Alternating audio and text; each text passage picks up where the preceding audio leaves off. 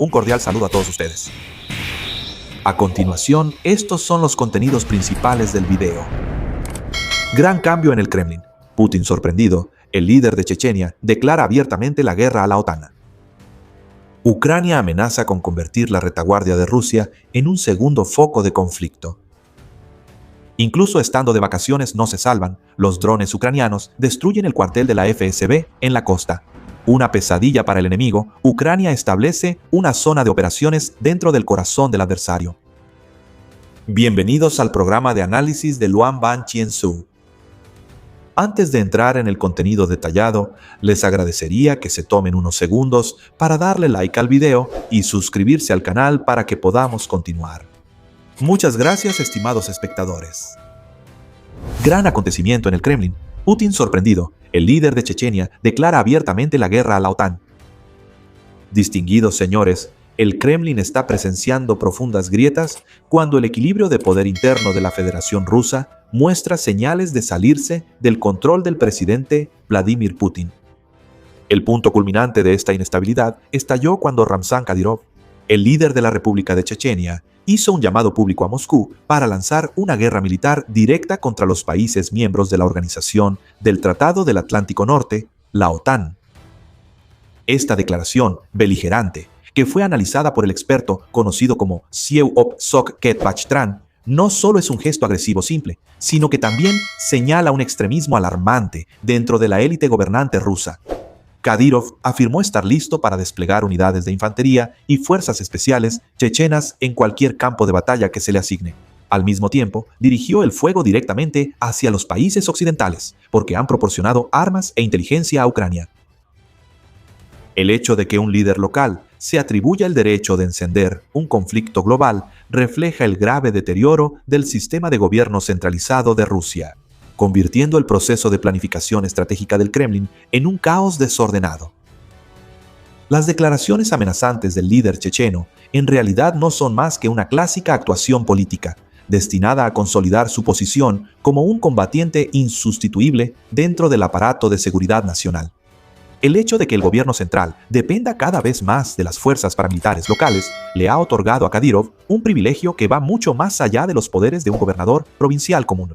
A partir de ahí, obliga al Estado a seguir una agenda extremista. Este chantaje informativo surge como una maniobra descarada para engañar a la opinión pública y desviar la atención de las terribles pérdidas y las humillantes derrotas del ejército ruso en el campo de batalla de Ucrania. Al elevar la tensión al nivel de un enfrentamiento de vida o muerte con toda la OTAN, Kadyrov está intentando desviar la responsabilidad de una guerra prolongada y estancada. Utiliza la excusa del riesgo de una guerra mundial para encubrir sus propios fracasos. Esa locura no solo se queda en palabras, sino que está poniendo la seguridad de la propia Rusia en un peligro extremo. Las acciones provocativas, dirigidas a las potencias nucleares, pueden encender una espiral de escalada fuera de control. Cuando el gobierno central, por complacer la agresividad de las élites locales, está perdiendo gradualmente el control exclusivo sobre la política exterior. Los llamados a atacar a los países soberanos de Europa Occidental son una prueba de la total ignorancia sobre el equilibrio real de fuerzas militares, así como del precio catastrófico de una guerra mundial.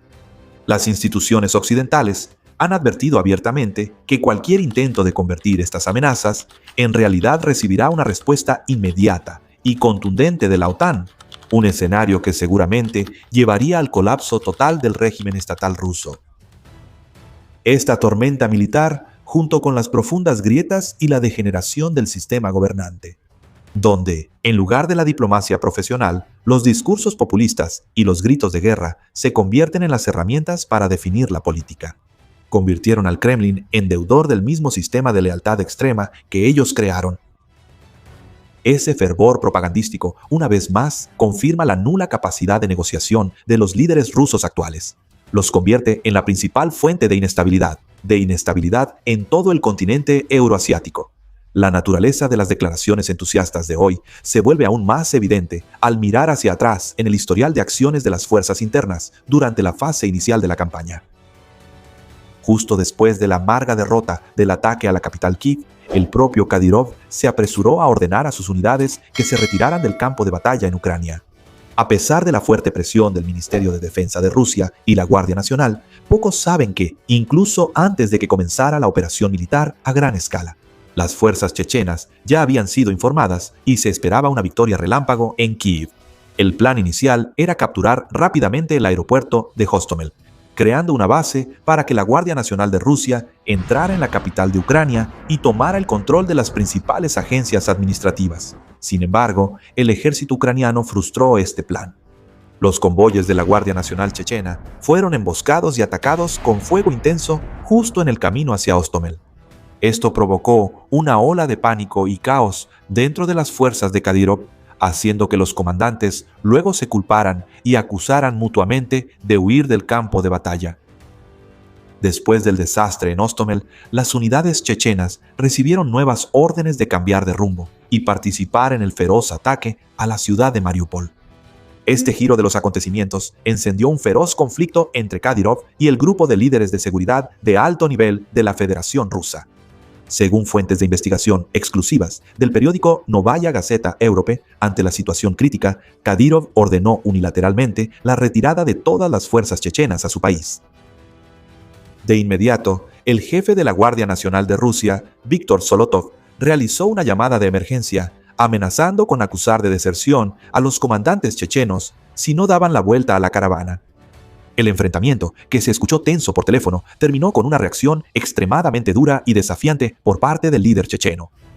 Kadyrov declaró directamente en la cara del jefe de la Rosguardia que quien da órdenes a los chechenos nunca ha sido Zolotov ni el ministro de Defensa Sergei Shagul, sino que solo puede ser él mismo, Kadyrov. La escalada está convirtiendo la retaguardia rusa en un segundo infierno.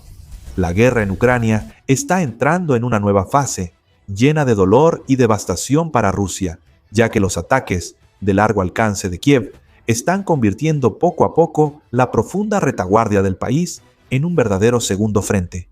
La revista The New Yorker señala que, si durante los últimos 4 años el pueblo ucraniano ha tenido que soportar valientemente los ataques devastadores dirigidos a sus ciudades, las redes energéticas y la infraestructura civil ahora son los propios rusos quienes, por primera vez, están experimentando este impacto devastador en su propia tierra natal.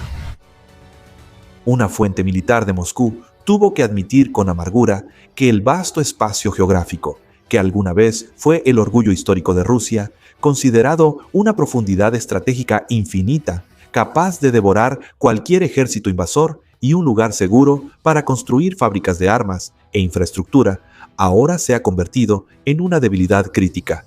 El extenso territorio ya no es un escudo protector, sino que se ha transformado en una carga enorme que hace que la defensa sea extremadamente desesperada. La situación actual del conflicto se está desarrollando simultáneamente en 2 frentes completamente separados. Un frente en tierra, donde los combates siguen siendo intensos en la región de Donbass y los ataques rusos se han ralentizado considerablemente, y un frente ardiente en el cielo de ambos países, donde la escala de miles de drones, su alcance y la capacidad de aplastar los sistemas de defensa aérea se han convertido en factores decisivos de vida o muerte.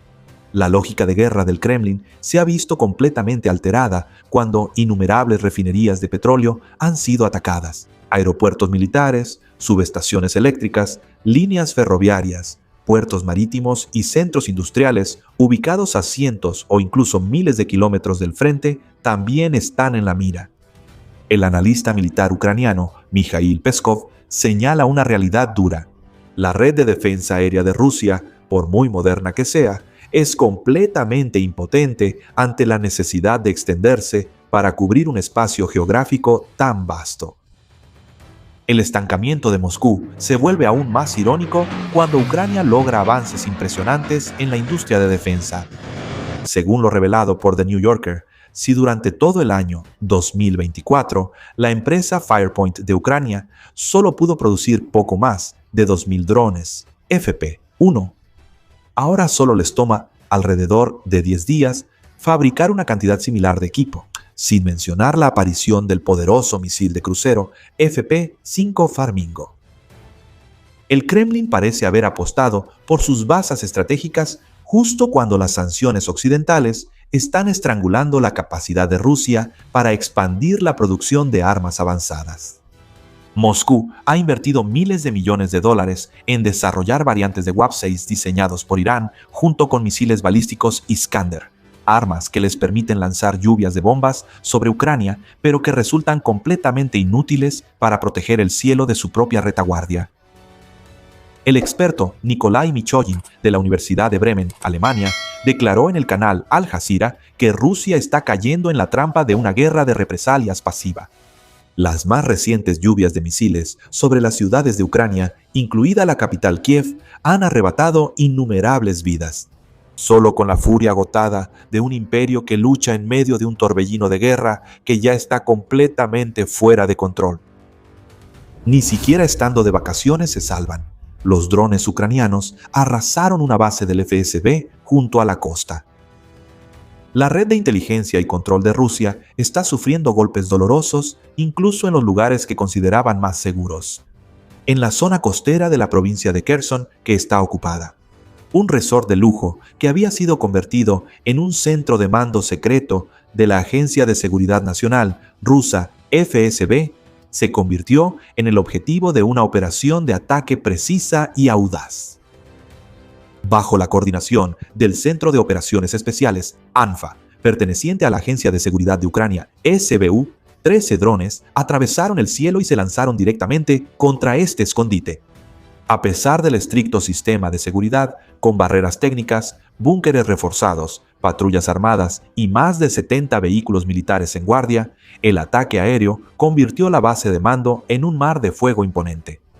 Se estima que alrededor de 100 oficiales y personal de alto rango del FSB estaban reunidos aquí cuando ocurrió el desastre, asestando un golpe mortal al aparato de mando de guerra de Moscú en la región sur. La importancia del FSB en este conflicto es innegable, ya que es el ojo vigilante y la mano de hierro del Kremlin, encargado de la contrainteligencia, el control interno, la prevención de sabotajes e incluso el reclutamiento de redes clandestinas para llevar a cabo asesinatos y actos terroristas en la retaguardia. La destrucción de este centro de coordinación no solo causó graves pérdidas de personal clave, sino que también interrumpió seriamente la cadena de mando del enemigo, obligando a Rusia a dispersar sus fuerzas para proteger la seguridad de sus propias instalaciones estratégicas, lo que hizo que las labores logísticas y el suministro para las fuerzas destacadas se volvieran más caóticas que nunca. La batalla en Kherson no fue un evento aislado, sino un eslabón en una campaña de operaciones asimétricas a gran escala llevada a cabo por el SBU, la Agencia de Inteligencia de Defensa, las fuerzas de sistemas no tripulados y el ejército regular de Ucrania que se desplegaron simultáneamente. La oscuridad de la noche ya no es segura para el ejército ruso, ya que cada día los grupos de drones persisten en buscar y destruir los puestos de mando, las posiciones de defensa aérea y los puntos logísticos, desde los territorios ocupados hasta lo más profundo del territorio ruso. La prueba viviente del gran alcance de este poder es la destrucción del bombardero estratégico Tu-95 justo en la base aérea de Angers, la quema de 3 grandes depósitos de petróleo en la región de Stavropol, o los ataques con barcos no tripulados que golpearon a los petroleros de la flota oscura de Rusia en el Mar Negro. En especial, el golpe que se dio a la línea logística vital a través del estrecho de Kerch expuso la profunda vulnerabilidad de la maquinaria de guerra rusa. Según la confirmación de Robert Brobdy, apodado María, el comandante de las fuerzas de sistemas no tripulados de Ucrania, la línea marítima estratégica de Kerch quedó casi completamente destruida después de las operaciones coordinadas. Anteriormente, el flujo de transporte que conectaba el puerto de Kapkak y el puerto de Kim dependía de 4 grandes transbordadores que operaban continuamente, junto con uno en la fuerza de reserva en el puerto de Koi.